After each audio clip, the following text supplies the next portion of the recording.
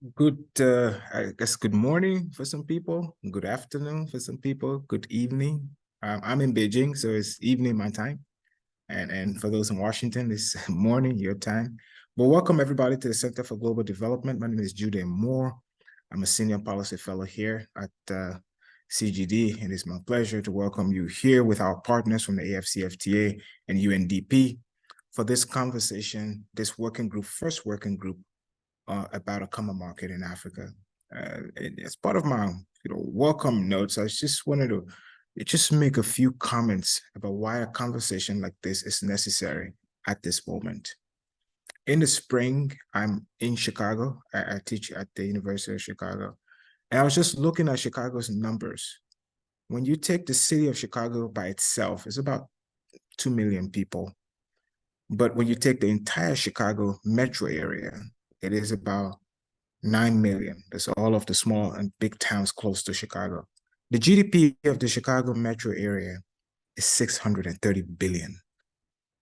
9 million people, 630 billion.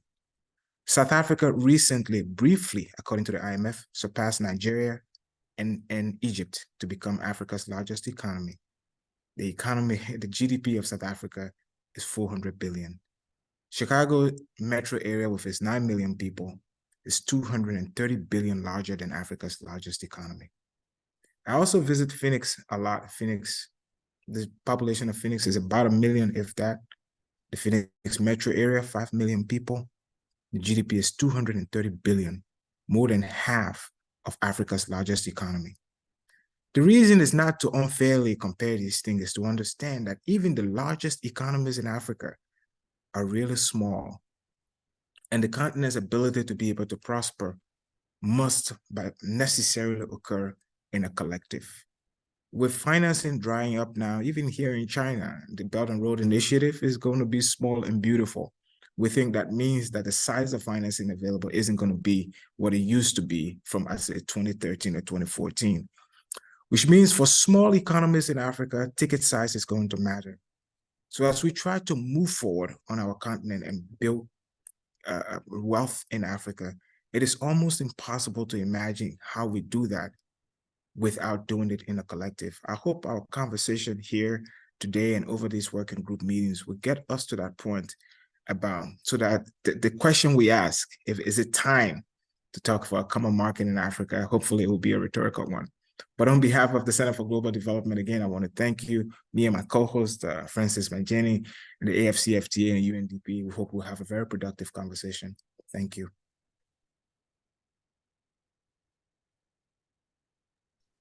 Right. Thank you very much, Gyude, for your introductory remarks. So, colleagues, I'd like to join Gyude in welcoming you all to this inaugural webinar, first in a series. Is it time to have the common African market? Who are the stakeholders? And what are the priority areas? These are the three questions we are going to look into today.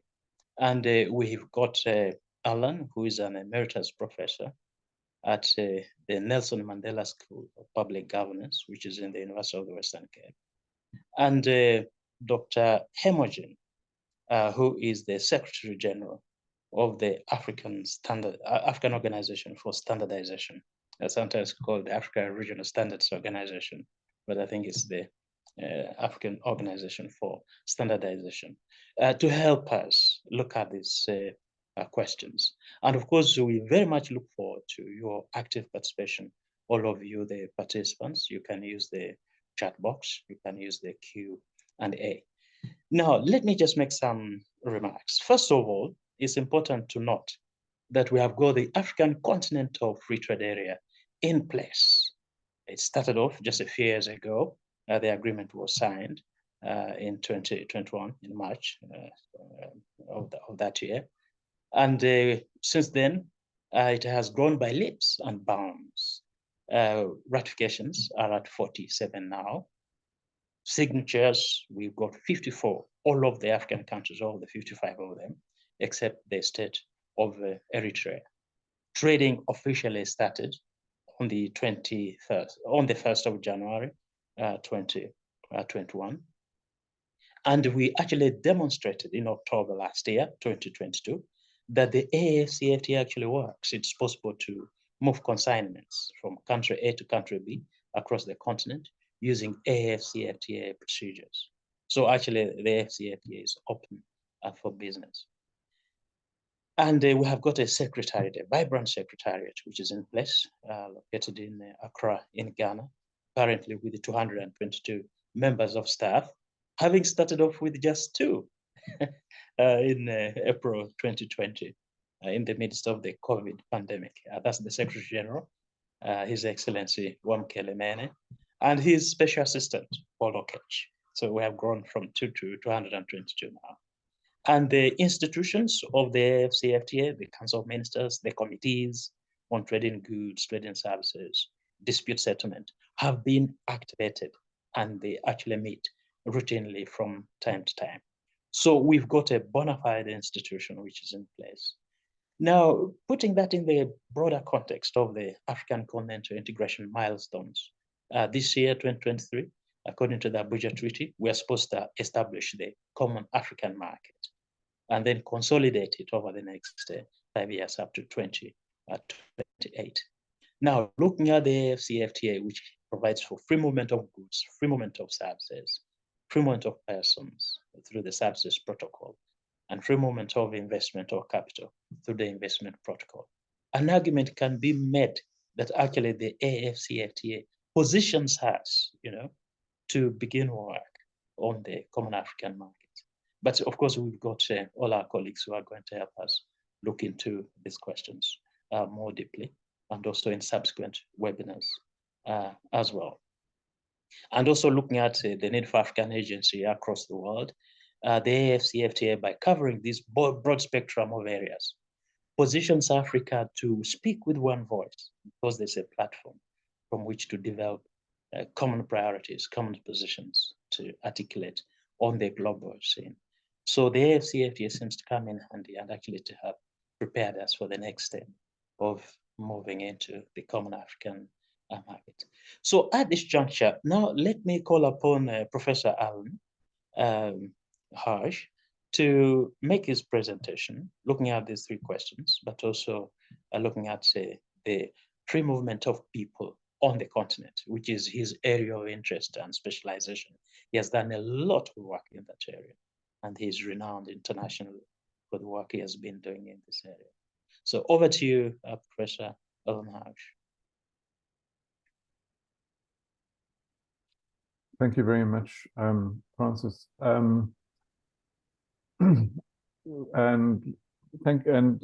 Great to be here. Very exciting moment in African economic history that we're living through. And I agree with Francis that the implementation of the free trade agreement, the Continental Free Trade Agreement, is a very important part of it, and we'll circle back to that. But as Francis mentioned, one of the key elements of a common market is the free movement of persons, particularly the free movement of labor, which means that people should not only be allowed to visit other countries, but they should be allowed to apply for jobs when they're in other countries, perhaps in the ideal way in the European Union, although that is a very advanced form of economic union. So I don't think I'm going to spend too much time on this slide, except to say that one of the key elements of common markets is human mobility, the ability of people to move from country to country and work in those other countries. What we have found in history is that there's a distinction made between skilled labor, which are people like merchants who are involved in the trade, and that's why people are so important in the Continental Free Trade Agreement. Professionals such as architects or engineers who do work all over the world, and managers who play a key role in implementing economic programs.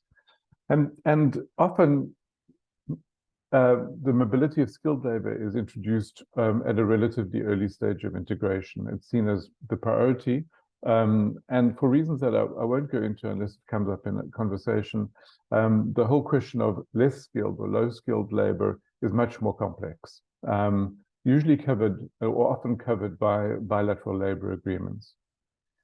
Now,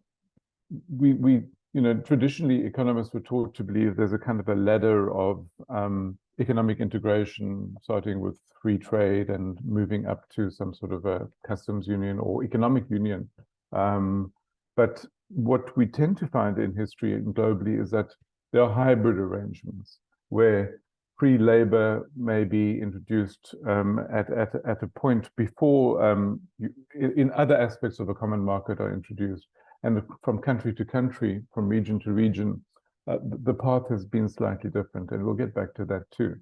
But first of all, for those people who are not familiar with African migration issues, the movement of people from Africa and in Africa, a few basic facts. Firstly, most Africans who migrate move to other African countries. They don't move abroad. And there historically has been a lot of movement across African continents, although Africa, we'll see, is perhaps the least mobile of continents. Africans, and this is particularly interesting for Europeans, are a very small minority of migrants to Europe and the OECD. And most Africans migrate through regular channels. The OECD reported in 2022, and I think the 2023 report, which has just come out, says the same thing. The top 20 countries of origin of migrants to OECD countries, not one is an African country. And of the top 20 countries of origin of asylum seekers, only 3 were African, and they had among the fewest applications. In fact, I think there were numbers 18, 19, and 20. So the movement of Africans out of the continent is relatively small. The rate of African migration in general, in fact, is quite low by global standards. And we can see on this graph that if we look at the gray line, immigrants as a percentage of population in Africa are generally between 1.5% and 2%, whereas in the rest of the world, on average, about 3.5% of people are migrants. So it's very low by global standards. If we look at Africa to Africa migration, and if we look at the bar graph, you can see that it stood still for quite a long time. And then from about 2010 onwards, as the African economy began to pick up and grow more strongly, there's a trend towards Africa to Africa migration. There's also some liberalization of rules about Africa to Africa migration. But it's still relatively small by global standards. I guess one of the points I'm making is that migrancy tends to rise as incomes rise up to a certain point, and then it flattens out and slows down. And as Gyude pointed out, most African countries are not very rich, so this is not unexpected. But it is important that people move in Africa, and the Free Movement of Persons Protocol, which was agreed to, or it was agreed to in the sense that the leaders signed a document at a summit. Most of the leaders signed a document at a summit in 2018, which was the same year as the Free Trade Agreement was agreed to. Sets out very clear arguments. They're essentially economic and scientific arguments for why freer movement is necessary. There are very good reasons why the exchange of people, whether as professionals or traders or tourists or students, adds to the ability of the continent to produce value. But there are also social issues.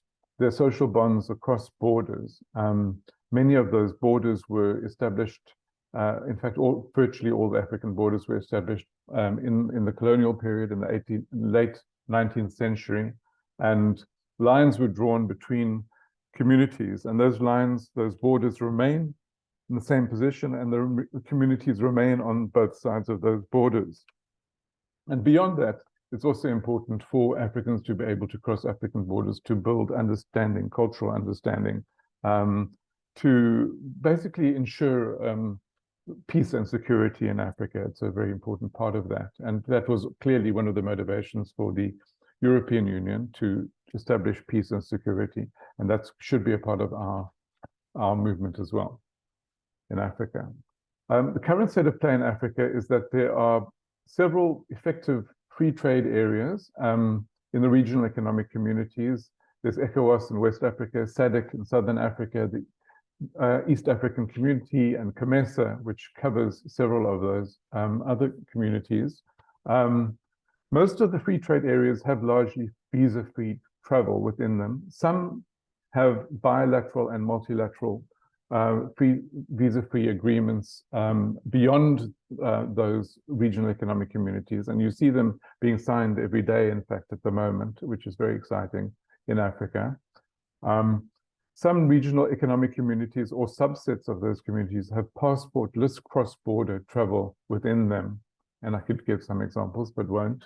And in some cases, there's relatively easy access to work permits, but that is generally true for high-skilled people rather than for low-skilled people. Low-skilled people are sometimes covered by bilateral labor agreements, which are quite restrictive of rights.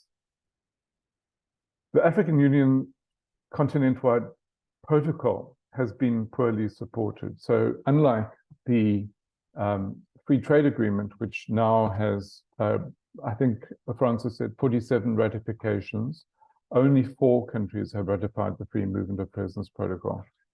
You know, the simple way to explain that is that it's really complicated to move forward on the movement of persons across a continent of 55 people. It will happen, but it's happening incrementally. There's progress in regions, regional economic communities, sub-regions, and between countries, and some countries have unilateral initiatives saying any other African country or this set of other African countries is allowed to visit without a visa or even passport free. So there is movement, but not really at a continental level. This is just a picture of the regions for those of you who don't have them in mind. Down the right-hand side is the East African Community, ECOWAS, and SADC, which are the 3 sort of highest level functioning of the economic unions. I won't go into that in more detail. Now, it's useful to think about what happened in other parts of the world. In the European Union, there was some freedom of movement at an early stage, but it was only after 29 years, in 1986, 29 years after the EEC was established, that the full free movement of persons was enshrined in a single European law. In South America, and it's a very interesting example for Africa, there was some movement in the 70s in the Andean Pact, and then some more movement in the 1990s.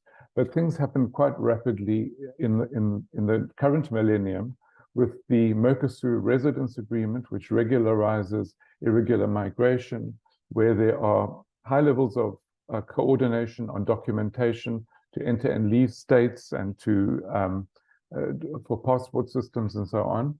And this was really driven by the sort of liberal left in Latin America, but after the Venezuelan crisis, even right-wing Latin American or South American governments supported this greater liberalization of movement on the South American continent. Unlike the EU, those arrangements are still intergovernmental. Now, regions are different and things don't happen in the same way and in the same order, but we can learn a bit from those regions. I will skip over that and just then come to the big conclusion that there are many parallel and simultaneous paths towards the free movement of persons on the African continent. While the Continental Protocol has minimal support, the spirit and action within Africa is moving towards openness. So there's a report published regularly by the African Development Bank on visa openness, and this is reporting constant progress since it first came out in 2016. Perhaps the experience of the EU and ASEAN, which I haven't mentioned, and Mercosur, all of which liberalized first for skilled workers and then gradually opened up for less skilled workers, is an important clue to the way forward in Africa. And if, as has been mentioned, the free movement of persons protocol can be synchronized with the services protocol of the free trade agreement, which calls for the movement of traders and professionals between countries in order to provide services, there might be a way to move the free movement of persons process forward for Africa. But it's going to continue to happen at all levels, at national, unilateral, bilateral, sub-regional, and at a continental process, a little more slowly, but it's gathering pace. Thanks very much. Thank you very much, Professor Alan Hash, for your presentation.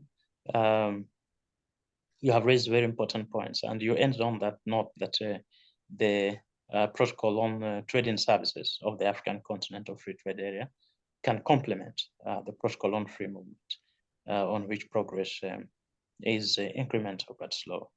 I think that's a very important point, because the protocol on trading services of the African Continental Free Trade Area envisages free movement of natural persons, intra-corporate transferees, and consumption abroad. So there are openings there already, and the protocol is in force on trading services for movement of persons.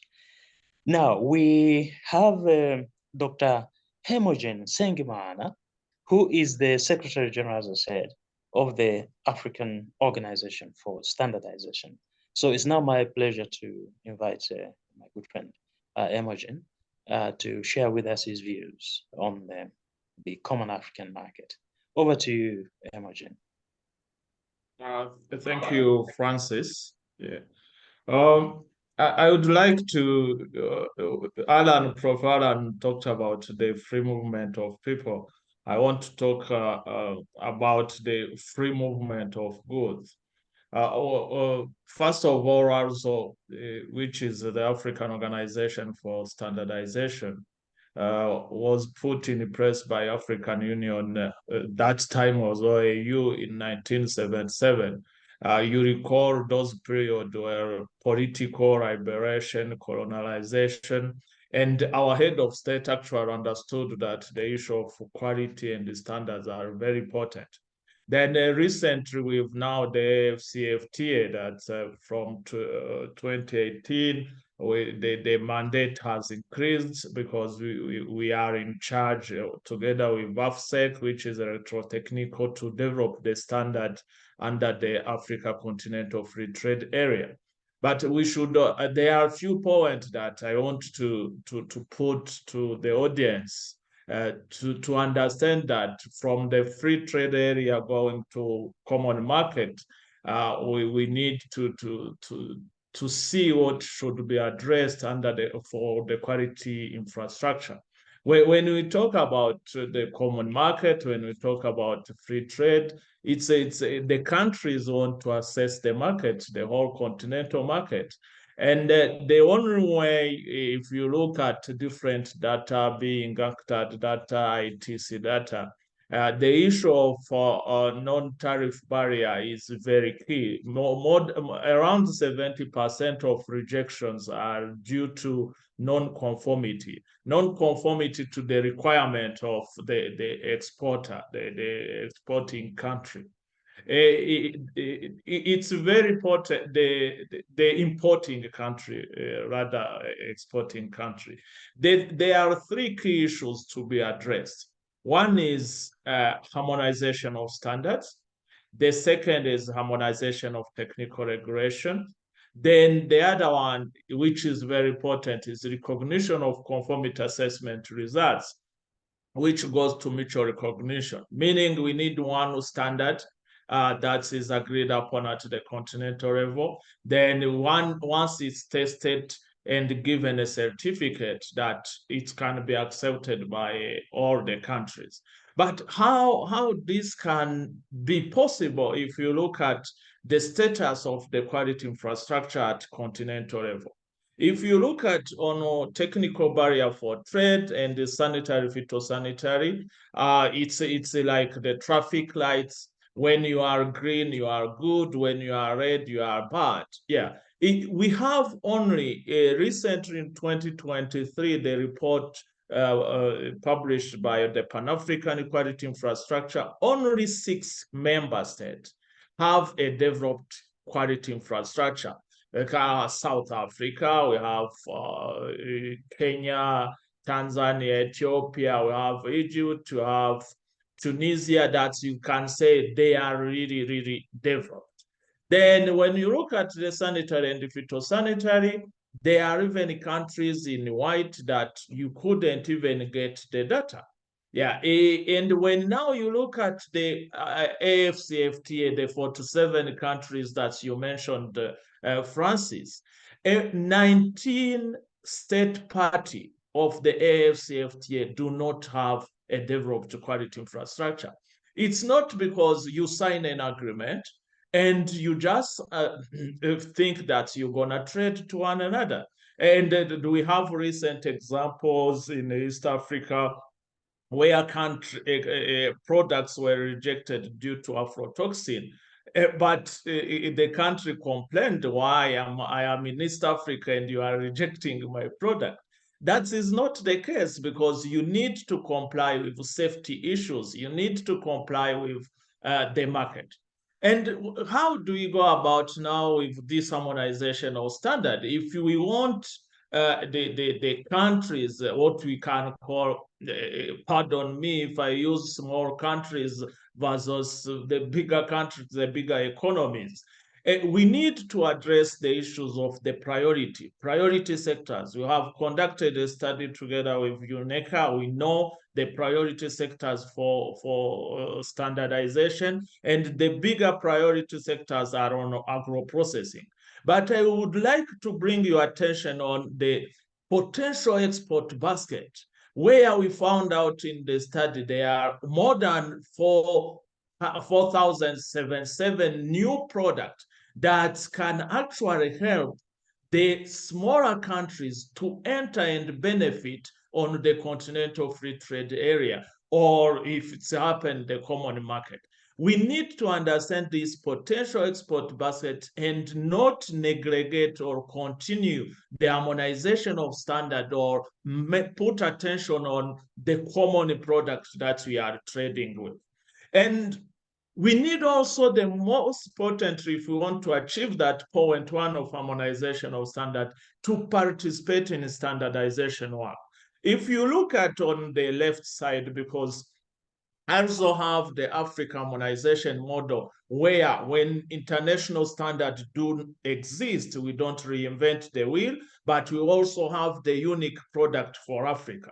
When you look at the left side on the participation of African country in ISO, International Standard Organization, only 10 countries, around 10 countries are participating at least in 100 technical committees, while there are more than 500 technical committees, meaning we have a lower participation of international standard, which will not help in adoption of those international standards at the continental level. But when you look at the right side, where we have the participation in ARZO technical committees, at least we see more countries that are willing to participate in our technical committees due to proximity, due to the need to trade to one another, due to intra-Africa trade. We should leverage on this understanding now and increase the participation in the ARZO.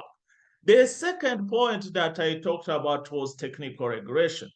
We are happy that Africa quality policy has been approved by our head of state. Actually, now is being we have a quality council on the African continent, but there is this issue of technical regulation.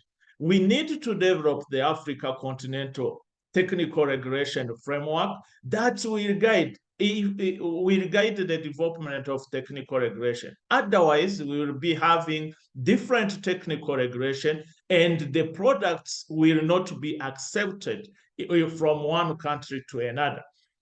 The other parts that we should look at, at the ARZO, we have more than 1,600 standards that were harmonized with products in service, in testing, in code and groceries. But the major issue is now on the made in Africa. The made in Africa, if we want to increase, to have an interest from different countries, we should focus on those products that are originating from our countries that have a big value on rules of origin from our countries. That is very important. The other part is, yes, you sign these agreements, but we have lower member states in ARZO, 43 out of 55 member states of the continent, or out of 54 countries, state party that's ratified the AfCFTA. The other part, when you look at technical regulation, is the issue of information sharing. We have Africa Trade Web Portal that was created to see if different countries can tell us, can share the information on existing technical regulation, on existing standards that are being used. It actually even take into consideration on environmental issues that, you know, the ESG now is on top on the agenda when we are trading with Europe, with America. It's very important that we see, are we able to share those information? You saw on those two maps, even on the issue of sanitary and phytosanitaries, many countries are not able to share information of what they have. Then the last point I talked about was on conformity assessment, acceptability of the results. When you look at how we deal with our conformity assessment, we are not looking at the target market. At the ARZO level, we have put what we call maturity model to see how SMEs can see themselves in the quality culture. How can we help from the local market, national market, regional market, and global market, build the quality culture, looking at more on the SMEs that we have. That is also very important if we want to develop. In conclusion, Francis, just few comments. We need a universal membership. A universal membership will help countries on capacity building because you are a member, you benefit from the programs that we have. We need adoption and implementation of standard. If you don't participate as shown in standardization, we have low adoption of standard and lower implementation of standard. We need that conformity assessment that respond to SMEs need, capacity building inequality infrastructure, reduce the costs by looking at the mutual recognition, one standard, one test, one certificate, and we need a political support for the benefit of standard. Thank you very much. Thank you very much, Imogen, the Secretary General of the Africa Organization for Standardization. Thank you very much indeed. And you have ended on a very good note. One standard, one market. That's where we are headed. That's what we need to say. Right, colleagues, I think we're having a very interesting chat, very relaxed chat. The two presenters have taken us through a wealth of information, very realistic indeed, about what we need to do, but also about the challenges that we face, which we must confront. Not that they should set us back, not that they should discourage us, not that those challenges should say, no, we shouldn't move forward, but that we need to address them, and that these are the challenges we need to be addressing in that regard. So I would like now to open the floor for discussion. Participants, you can ask your questions. I don't see any messages in the chat box, but you can ask for the floor and make an intervention, or you can post your question.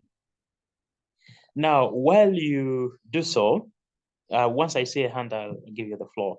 And while you do so, maybe let me go back to the presenters. Do you have anything more to say about this question of, is it time to start work on the common African market, right? Is it time? And who are the stakeholders, right? Of course, we have heard about movement of persons and quality infrastructure. So obviously, I imagine you would say these are priority areas. And I agree, I very much agree with that assessment, if that would be an assessment. But would there be other areas that we need to look into? So I would like to start with you, Imogen. You're on the screen. What's your take on these three issues? I think realistically, we should start thinking about the common market.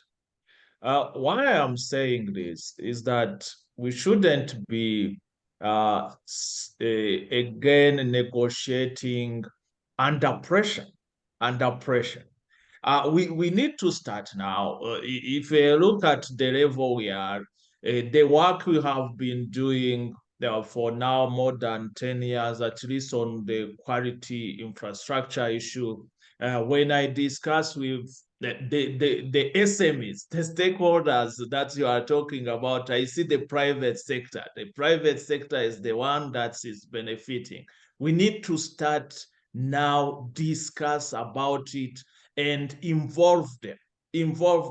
There have been some questions during this implementation of the AfCFTA that how much did we involve the private sector, which are the key stakeholders, because we are opening the market for them.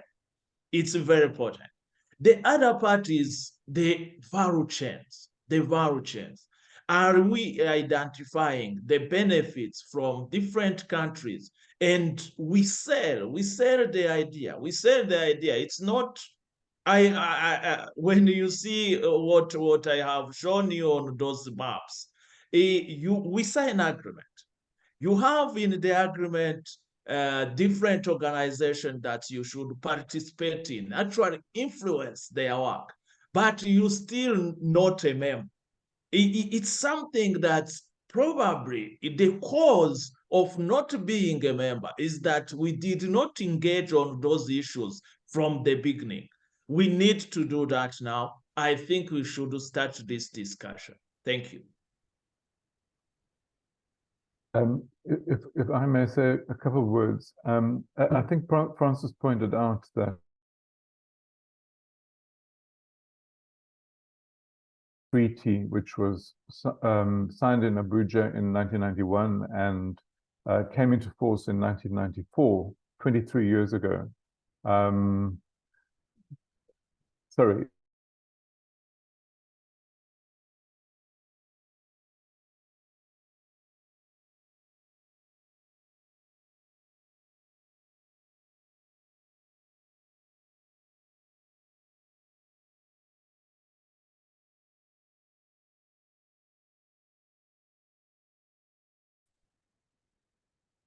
Of the treaty that we are supposed to be implementing it. Now, some people would be skeptical. They might think, well, you should learn to crawl before you can walk and walk before you can run. But that vision of an African common market was embodied in that treaty. The treaty was a treaty of the Organization of African Unity, the organization which preceded the AU, but it was carried through to the AU and is one of the foundation documents of the AU. And in fact, you know, every time you look at it, you think, what an incredible vision this is for Africa. Now, the fact is that we are already implementing a common market. We are working towards the movement of people. We are working towards common standards. and we are working towards common infrastructural arrangements and a whole range of other key elements of a common market. And it's useful to have that vision in mind, even if it's going to take quite a long time to implement, perhaps longer than the timetable suggests, but perhaps not. I think that if people had asked 5 years ago, when the protocol for the free trade agreement was signed, how far would we be along the road, they wouldn't have expected us to be as far as we are. So, you know, without being naive and, you know, ridiculously optimistic, it's something to have in mind and to work towards. Right. So thank you so much, Alan, for that realistic assessment. Actually, you pointed out that Africa has confounded the skeptics. You know, there are those who are saying that the African Continental Free Trade Area would never happen. They were saying that before the negotiations started. They were saying it during the negotiations. And of course, when the negotiations were completed, at least for the first phase, then they started saying it will never be implemented. But we can see things happening. So we can be quite optimistic. We don't have to be naive, as you said, Alan, but we can be quite optimistic in light of what we have achieved. And you also pointed out how we have this long-term vision. When you look back, you can actually marvel at how, you know, incredibly visionary our leaders were, even back then. In fact, going back to 1963, when we established the Organization for African Unity. So it is a work in progress. It's a vision we need to continue to pursue. So thanks very much, Alan, and thanks, Imogen, as well, for your. Actually, Francis, yes, please.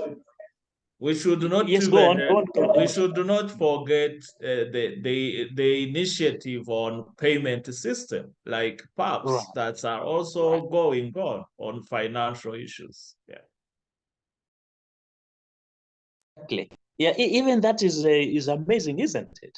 That we now have a system which has been actually piloted in UAM, and it has been seen to work. And now it is actually gathering momentum across the continent, where you can pay for goods in your local currency. You go to your bank there in your local currency, and the recipient, the payee, will receive money in their local currency as well. This helps address so many problems on the continent, whether it's the cost of having to route payments through centers across the seas, where a fee is charged, and then of course takes time, maybe up to 3 days or more, for it to clear. So here is a system which is cost effective, which is instantaneous. It actually it happens in real time, and you can imagine that we came up with this system. Of course, it is facilitated by the African Export-Import Bank, AfCFTA Bank, which is doing incredible work in supporting the AfCFTA across the continent, working with governments, working directly with the private sector industry. And actually, it has already set up shop in Kigali, in Rwanda, recently. It has been inaugurated there as well, the adjustment facility. Right. So are there any questions that the members of the audience, the participants, would like? I see there's a question in the chat. Oh, group. Yes, Alan, yes. Go on. Shall I read it out? It's from Dorothy Yes, Tuma. Please. It says, thinking aloud, we are only as strong as our weakest link. It was mentioned that 19 countries do not have quality infrastructure, yet we all want to trade without barriers. Is quality infrastructure a national responsibility or a continental responsibility, given that we all want to trade? What solutions can be found, considering that the countries with quality infrastructure gaps have not prioritized quality standards in the past and may not have the resources to do so? How will the gap be bridged? Where do the countries start?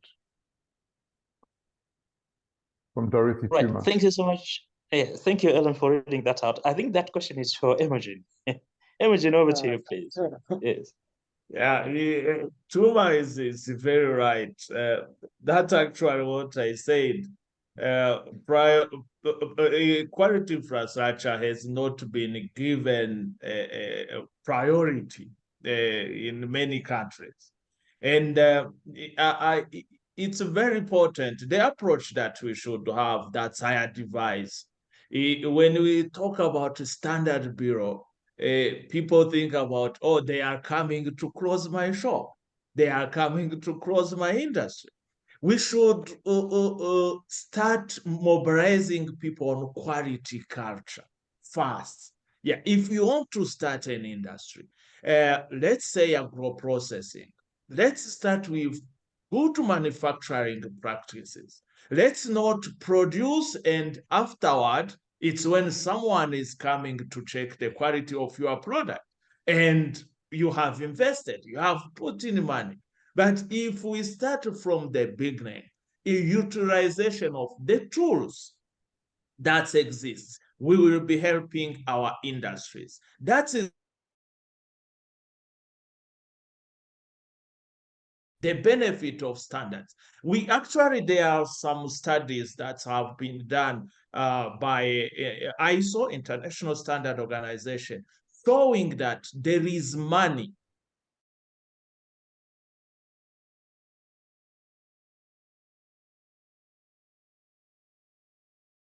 actually that was looking for the economical benefits on applying the standard in the UK has shown that it has a very huge impact on the country level. Around 28% of growth, productivity growth has been attributed to utilization of standard.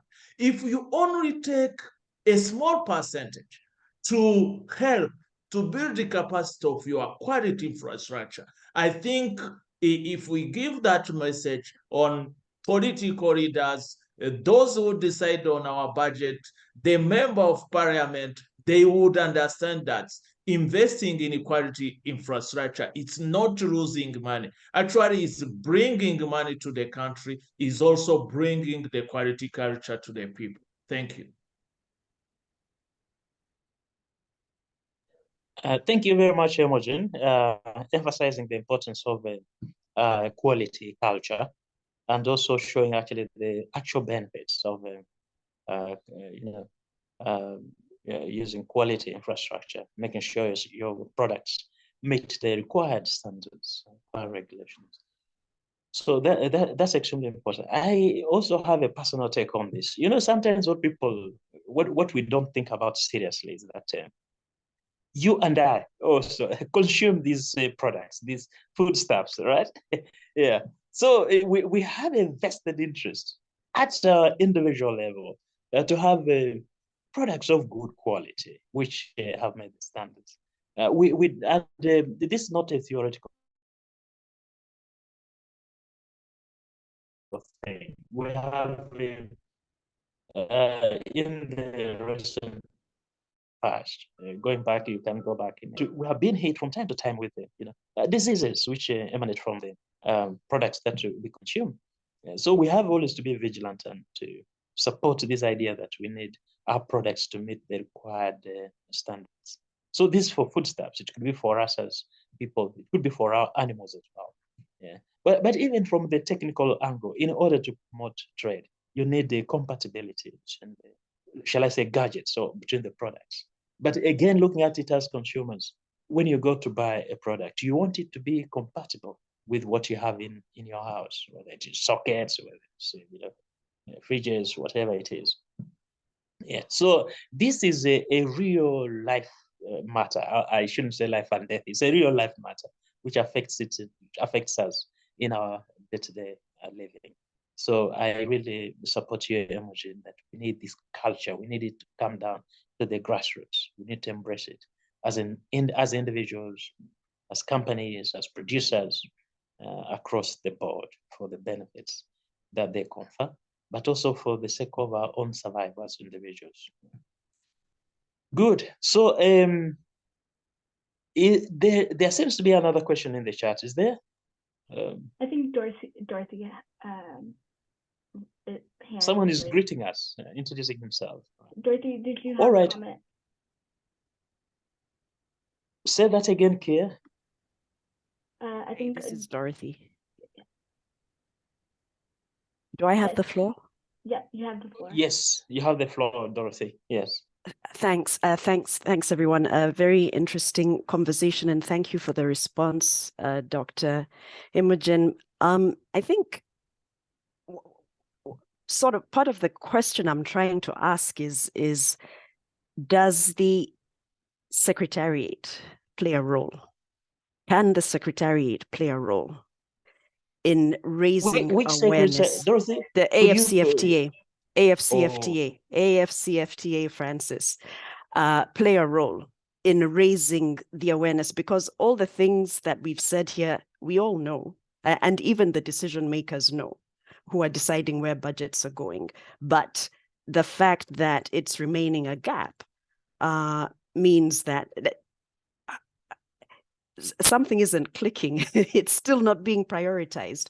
So what can the Secretariat, given its continental reach, actually play some kind of role, either in convening conversations on this, or in directing resources, or encouraging resource allocation in the direction of things that will make the common market happen? Over. Right. Thank you so much, Dorothy. Thank you so much. Imogen, would you like to go first? Then maybe I'll also come in. Yes, actually, Dorothy, we have an MOU. We have MOU with the AfCFTA Secretariat. And in our implementation plan, there is actually joint mobilization and awareness creation. That is very, very important, that they have actually good staff who are in charge of the quality infrastructure. We are doing something around that. Let's hope we reach the common market with all countries in green, not in red and yellow. Yeah.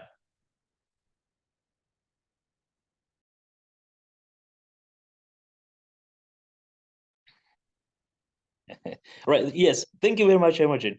Dorothy, I can actually assure you, Imogen comes to the AfCFTA Secretariat from time to time to have a chat with His Excellency the Secretary General at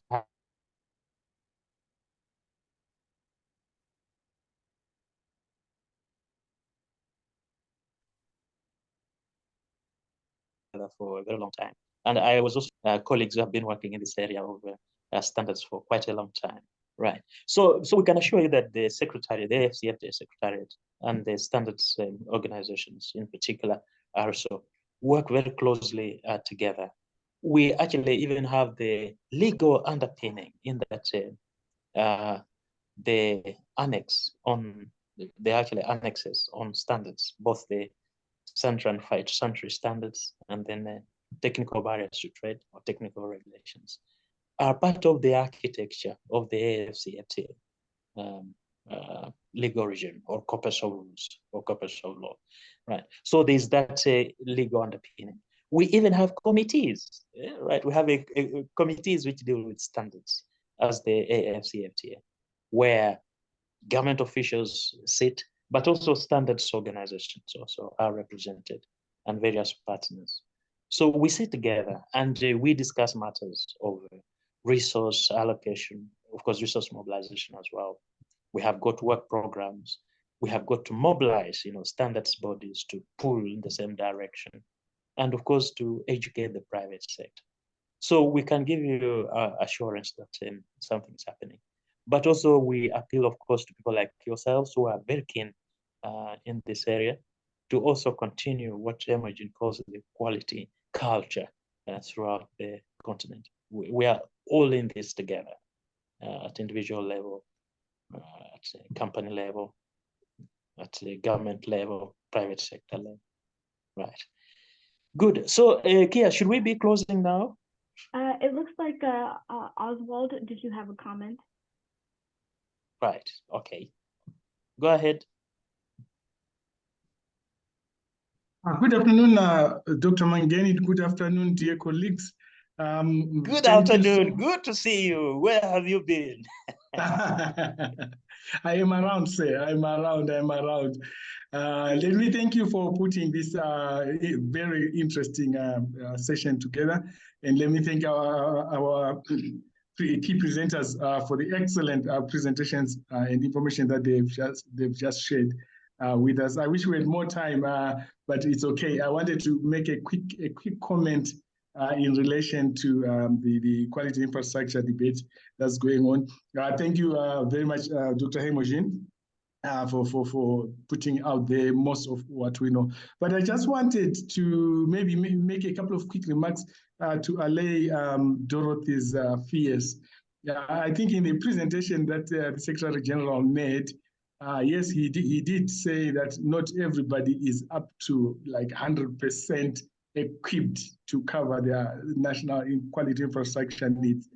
But it's actually only a handful of countries that are, if you like, red, the ones that we should be really worrying about. By and large, every country on our continent has some basic quality infrastructure. And for some basic goods and requirements, we can actually make it.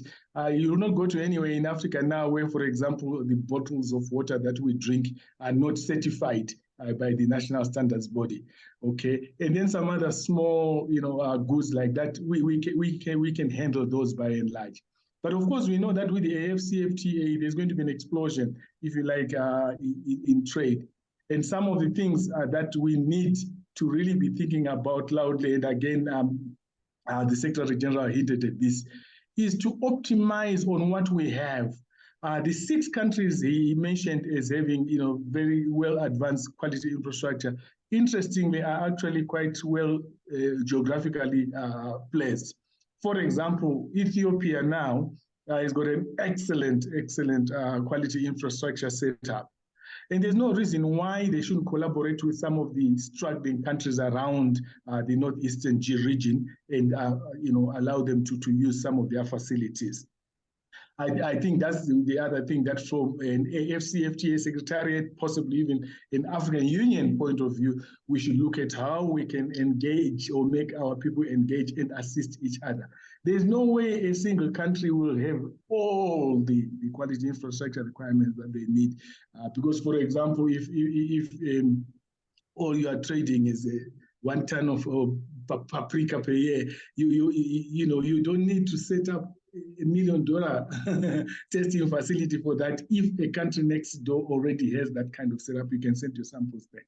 So I think, yes, there's need for governments to invest more in quality infrastructure, but I think also we can, strategically optimize on what we already have to support the quality, the AfCFTA move forward, and as we are discussing here, the common market scenario as well. Thank you so much for the chance to make that contribution.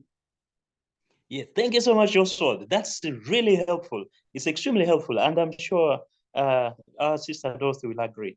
This gives us assurance that look, at least the water we drink, and of course similar products, have actually been certified to be safe.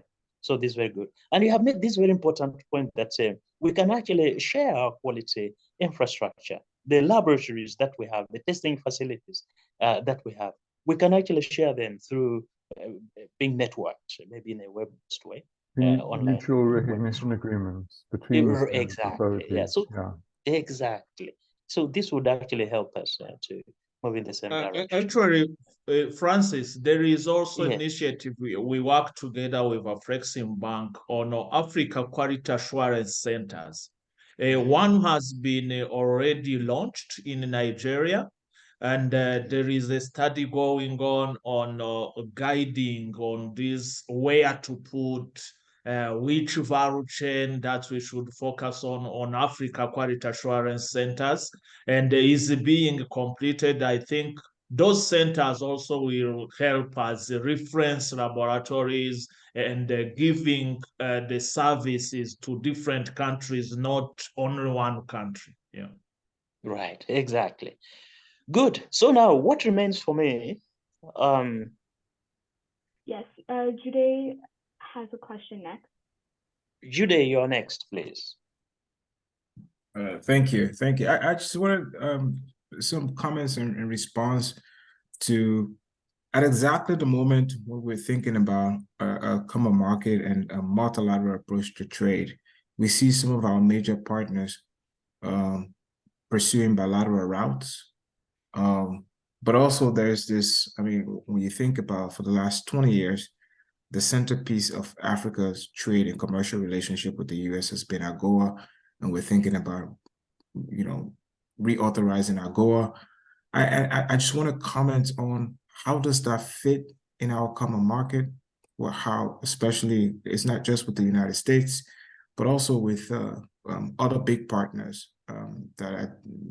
How do those kinds of arrangements fit with our common market? And of course, the second point is large partners that are attempting to conclude bilateral agreements. How does it fit with what we're trying to do? Yes, please go ahead. Yes, Gyude. Well, I was hoping that commenters would respond to this. We are throwing you in the deep end. We thought you'd have the first go at it. All right. Imogen, I think wants to help. He wants to come in. Well, okay, Alan, please go ahead. Yes. Yeah, okay. I just wanted to Alan, say you go first. Yeah. Yes. Yeah. Okay, let Imogen go first. No, Alan, you can go first. It's fine. It's all right. Okay. Yeah, I think that the issue arises in quite a lot of different areas. So the question is whether those bilateral, unilateral, plurilateral agreements actually further the process of African integration or do not further the process of African integration. And there are some processes which don't conform to the exact architecture of the protocol, the protocol which was signed in 1994. Sorry, the treaty that was signed in 1994. There's some processes which don't exactly conform, but which are actually pro-integration. They don't undermine integration, and there are others which do undermine integration. And I think that, as far as those initiatives go, which don't actually undermine integration, but which don't conform to the architecture that we imagined for ourselves, they should be encouraged. But the ones that don't, the ones that exclude, like, for example, for many years, there were issues over the European relationship with Africa through the partnership agreements. Those partnership agreements tended to discourage interaction between African countries in favor of relationship between those countries and the European Union. We have to find a way to prevent those from undermining them. We have to perhaps negotiate with those major international trading partners in a more united way at a regional level and at a continental level to prevent them from entering into agreements which would actually undermine our domestic agreements. There was a very interesting issue recently between Kenya and the United States, where the East African Court of Justice, I think it's called, found against Kenya, but I think Kenya has for the time being ignored the finding of the court, and so I think another issue arises is what kind of juridical powers do our regional arrangements have, and if those are strengthened, then we might be in a better position to bargain more effectively with other international partners. Right. Thank you so much, Alan. Now maybe Imogen, you can come in. Yes, a few points. Gyude, you might know that there is AGOA next week in South Africa. And it's the first time that we will be having a component on standards. The first time that we will have a session discussing standardization issues, quality infrastructure issues. I am saying this because I have even seen it on the European Union side. They were sporadic funding on quality infrastructure. But when the AfCFTA was signed, they are now looking more on continental project, on regional economical community project. That's where we should go. That's where we should leverage as Africa. All that we are signing, but when we discuss a project that have impact on continental level, who is implementing, where the money is going, where the activities are going. But we should also understand that the AfCFTA or common market will be strong when the state parties are strong. Yeah, it's very important that, as Waterland said, we manage to see what is really positively helping in implementation of what we have and what is negatively helping. Pick what is positive, leave out what is negative. The last point on this, when I look at on the quality side, the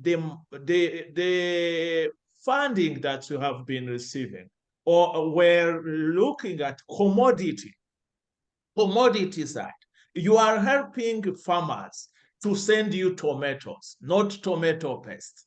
You are helping mining area to send you just the minerals, not transforming the minerals. That's where now we should leverage and see, yeah, we have this AfCFTA. We are talking about common market, but how can we finance the manufacturing, the industrialization part? Because that's where we will be having a leverage when we discuss with our partners. And I give you one key example. Recently, in the cocoa industry, there was international standard under ARZO that our farmers have contributed. The comments were not taken on board. These are the standard on sustainability issues. The governments, Ghana and Cote d'Ivoire, requested ARZO develop a standard for Africa on these cocoa issues. Now our buyers in Europe, in America, are using the ARZO standard, and the farmers are getting money, are getting the benefits from that. Meaning we shouldn't go into this negotiation on the weak as the weakest link. We should also understand if this value chain, Africa is leading, how can we dictate that value chain? Because we are leading, we are the one giving those raw materials. How are we going to dictate? Not only thinking on the conditionality of the buyer. Thank you. Wonderful. This is really good that we can actually come up with standards which can be used globally, especially in areas where we are major producers or major actors. You've made my day, Imogen. Right. So can we now begin to wind up? Unless Ms. Kia, you can see there's a posting by Dorothy again, but I think she's not. Well, I have one more. Yes, please. Yes, Gyude, yes. And so, you know, last week, Belt and Road Initiative celebrated 10 years. For the last 20 years, China has been a major player when it comes to finance and infrastructure, and the kind of infrastructure that we need to enhance integration. Now, as I noted, they're doing small and beautiful, but there is this issue of doing multiple, that countries present now regional projects, more regional projects than individual projects. So maybe that's not a bad thing. Maybe it's not a bad thing that we're presenting projects that affect 2, 3 countries, sometimes 4 countries.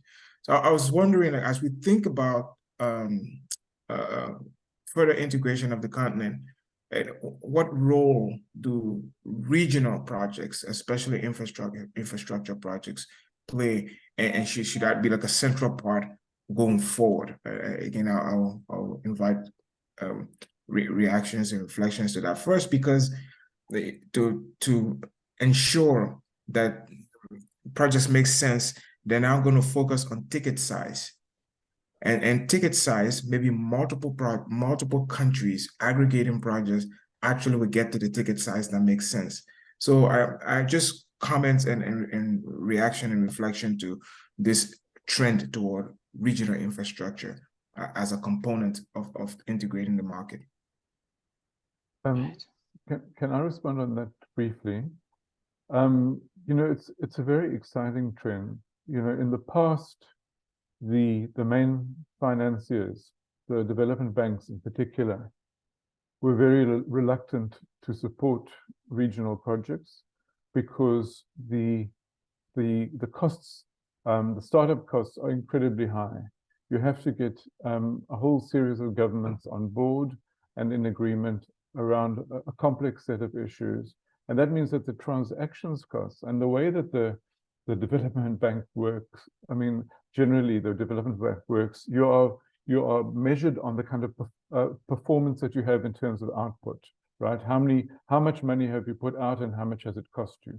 Regional projects are more expensive to implement in terms of the total value of those projects because of the large number of countries involved. And there was a built-in disincentive to the development banks against doing regional projects. But regional projects are critical, absolutely critical. And on my list, if I was going to be asked the priority programs, regional projects are absolutely critical. But we mustn't forget that there is hard infrastructure and there is soft infrastructure as well. And the soft infrastructure is the documentation systems, the passport systems, and all those underlying systems that allow regional infrastructure systems to work properly. So for me, it's a very exciting development. I concur with Alan. I concur with Alan. The only thing we should deal with is the compatibility. The compatibility. Let's say we have railways. Yeah, are we putting on railways that really connect to each other? But if you look at the Zambia-Zimbabwe initiative, on the border, on the bridge that are being constructed in the southern part of Africa, I think the other part that we are not actually talking about is the peace and the security. When you have the regional project, you are actually assuring somehow that there will be peace between those countries that are benefiting from that kind of infrastructure. Right. I would also like, Gyude, if you don't mind, to agree with what Alan and Imogen have said. One of the value propositions, one of the things that the AfCFTA now does is that it brings us together and we can tap into the power of numbers.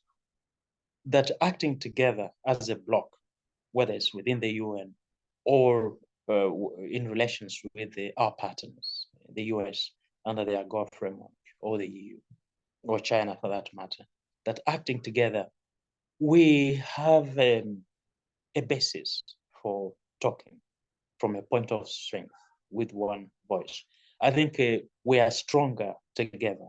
We can articulate our priorities more cogently. We can be heard better when we speak with one voice together. We can be taken much more seriously when we act together as a bloc in our relations with our partners across the world. So I think that's a very important point to always bear in mind, that the AfCFTA helps to enhance our agency across the world as a continent. This also means that when it comes to our minerals and other natural resources, and we have got some critical ones for the fourth industrial revolution. That's why the US, the EU all have strategies or acts, pieces of legislation on critical minerals, many of which we have. So acting together, we can have something to say, forcefully actually, about these initiatives and to get the best for our continent. So I would like really to agree with them. Now, the Belt and Road Initiative, it is amazing that it has actually come in for a lot of criticism, especially at this stage when we are celebrating, is it 10 years? Its existence. Yeah, 10 years. Some criticism, that basically it's to Europe, Africa is simply a stopover, something like that. Yes, I really don't share that negativity, that cynicism. I think China has been a force for good in the world. And just that template, that idea that you can actually have a system which puts the nuts and bolts together across the world to interconnect the world better, especially taking into account those areas that have traditionally been neglected. And with regard to Africa, I'm talking about where roots from colonial times were basically for extracting minerals, ferreting them out of the continent into, Europe and places like that. But now where we have a chance to interconnect our own countries among each other for trade among ourselves, using roads, using railways, and of course also air transport. I think it's a new development. It's a good opportunity that we need to build on. It is no wonder that I think after this initiative, BRI, we have got the European Gateway, the EU Gateway. We have got the US also coming in quite strongly now in Africa in the area of infrastructure.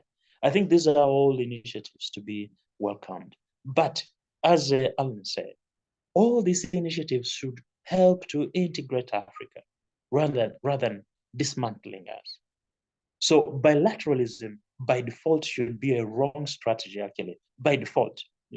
I think it's better when our partners relate to us as a continent, relate to Africa as a continent, rather than picking and choosing one country. But there's pragmatism as well. We can see what is in it for African countries as a whole. But it would be best for our partners to understand that moving forward, we are a continent increasingly united under frameworks like the AfCFTA, and we prefer that our partners deal with us as a continent. They help us to be united rather than being points of division among ourselves. Right.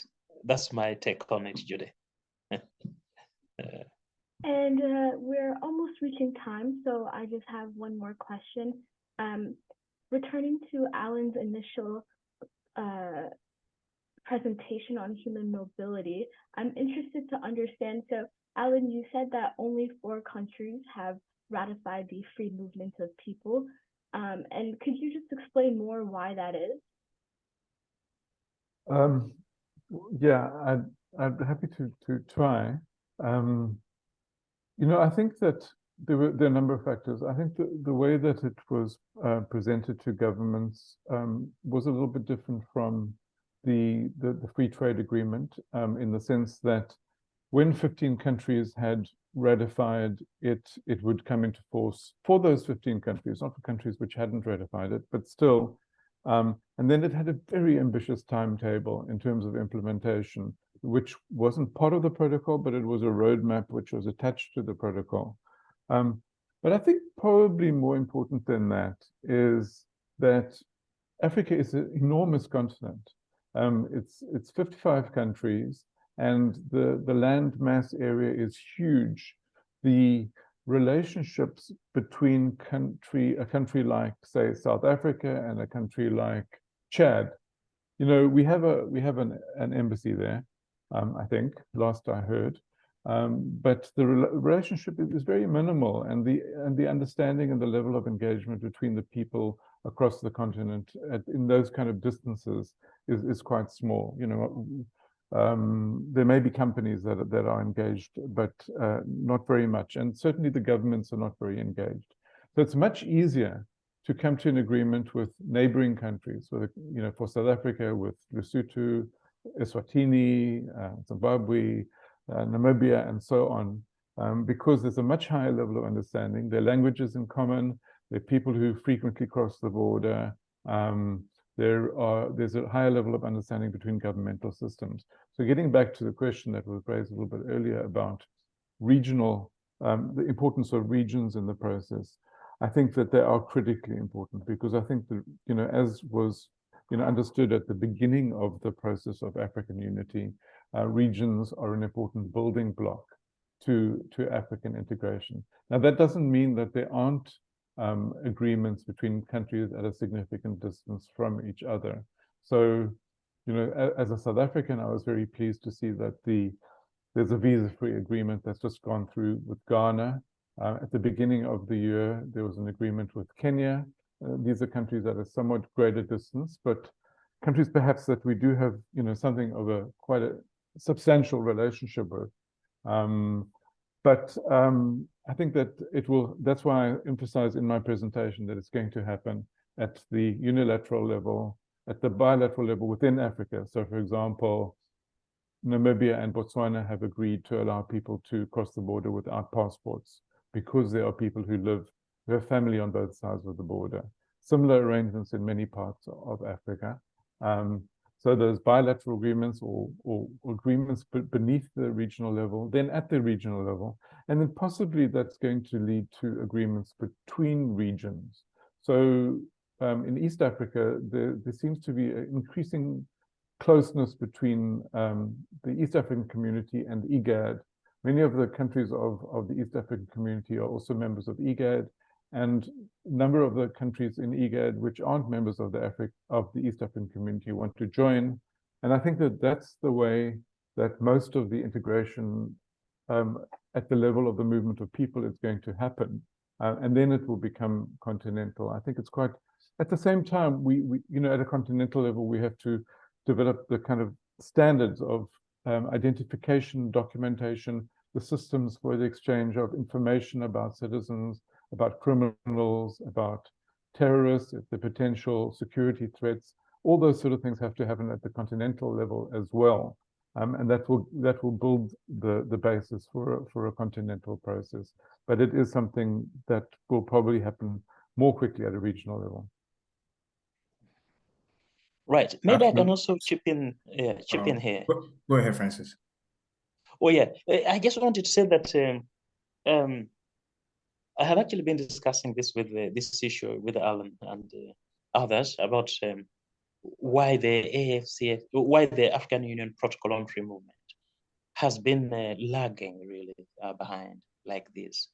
And my own explanation, of course, I agree with everything that Alan has said, but my own explanation has been that if you look at the way the AfCFTA was negotiated, it was very different from the way the Protocol on Free Movement was negotiated. The Protocol on Free Movement was negotiated quietly. It was actually very quiet, There wasn't much publicity around it, as far as I could remember. Or if there was any publicity, it wasn't as much as there was around the AfCFTA negotiations. The AfCFTA negotiations involved regular reporting to the Assembly, that's the highest political organ of the African Union. In those days, twice a year, subsequently, once a year. There was a champion, a head of state and government, who was a champion for the AfCFTA, interacting with fellow heads of state and government at that level on the AfCFTA, telling them where the challenges were, consulting them on how to break stalemates and how to move forward, and of course, rallying them together to galvanize, to have that political momentum or ownership at that level. Below the heads of state and government, the ambassadors who are based, the African ambassadors based in Addis, within the context of the Permanent Representative Committee, were regularly briefed on progress on the AfCFTA. So the ambassadors in turn briefed their ministers of foreign affairs on progress in the AfCFTA. And then, of course, the ministers of trade were, of course, actively involved. They were the line ministries who were negotiating the agreements together with their officials.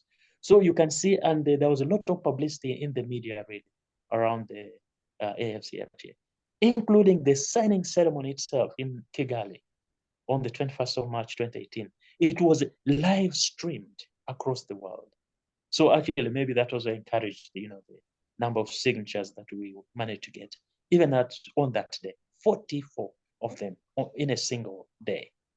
So my own explanation has been that the process on the Protocol on Free Movement that process could learn from the AfCFTA process. It's not late. We can still try to have more stakeholder buy-in, more awareness creation. Yes. And by the way, what I'm saying doesn't mean that the AU, African Union Commission, is not aware of this. The African Union Commission is very much aware of this, and now it is scaling up its awareness creation, its outreach programs to make sure that the protocol is signed. And I'm sure Alan will be very happy as a champion of free movement of persons with this initiative. Yes, another exciting thing is I'm off to the Pan-African Forum on Migration, the 8th Pan-African Forum on Migration, which is taking place in Gaborone in a few days' time.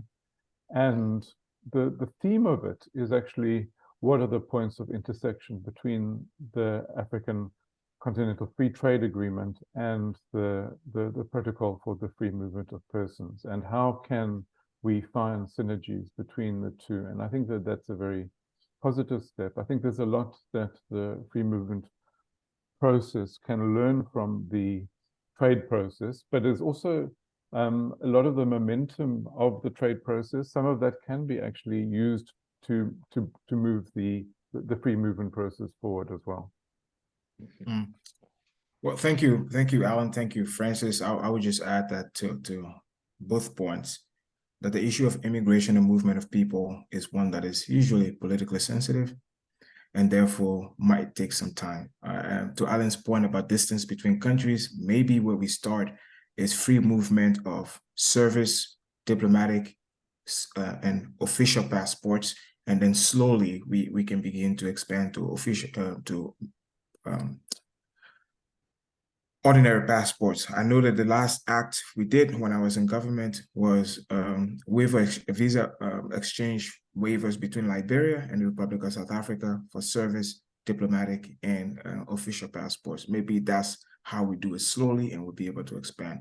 But everybody, I want to thank you for showing up this morning on behalf of the partners, UNDP, Center for Global Development, and AfCFTA Secretariat. We thank you for this conversation. We will continue the conversation in the next working group meeting. To Kia, to Kate, Francis, everyone who helped to make this possible, Alan and Mangeni, thank you for leading. It's been a pleasure working with you, and thank you very much. We'll have a great day, and we look forward to seeing you at the next working group meeting.